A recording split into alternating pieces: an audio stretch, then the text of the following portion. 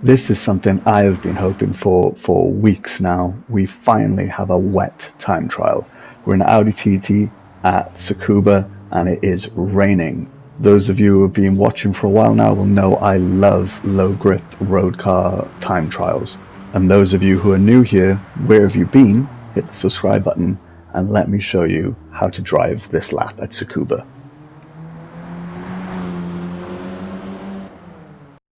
Let's just take a moment before we actually start the lap and discuss the fact that we're going to be taking a few strange lines, and with it being so wet, traction is king. We want to get the car as straight as possible for braking and for acceleration. But there are a few little bits in this where we can kind of use the car slide into our advantage, so keep an eye out for that.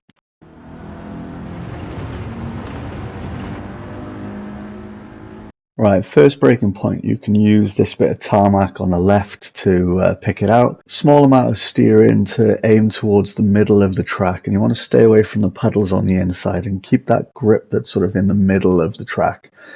Easy on the brake, sort of feathering it, and again feathering the throttle as well to get best traction on exit. I use third gear for this corner.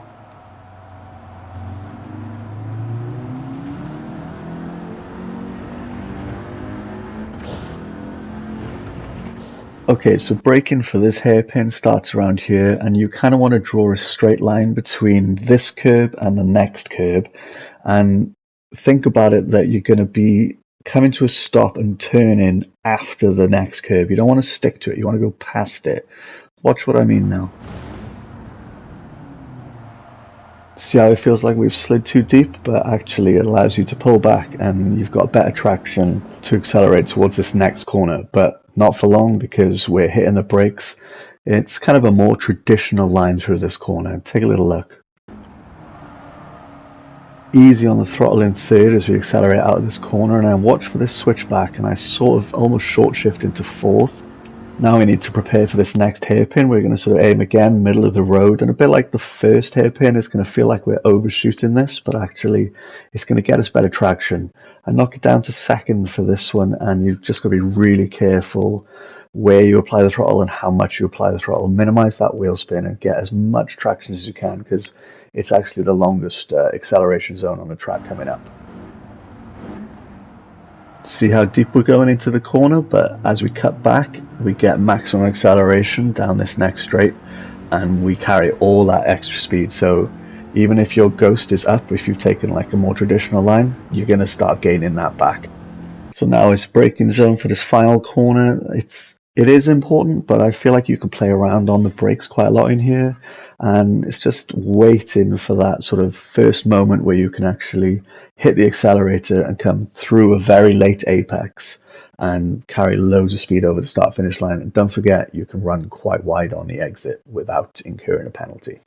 Also, watch how the car starts to rotate quite a lot in here, and use that to your advantage to help you come around the corner. Notice we're on the throttle already, flat out over the finish line. So yeah, hopefully that helped you guys. If it did, hit the like button. If you want to see more, hit the subscribe button, all the cheesy bullshit.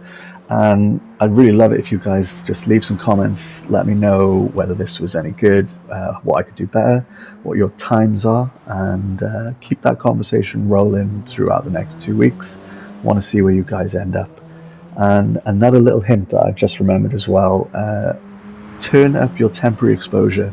Just really helps to pick out all the detail in the track when it's so murky like this, particularly if you're someone like me who's got quite poor vision. I did this without my contacts in, but yeah, that's another little hint for you. Hope you enjoyed it. See you in the next one.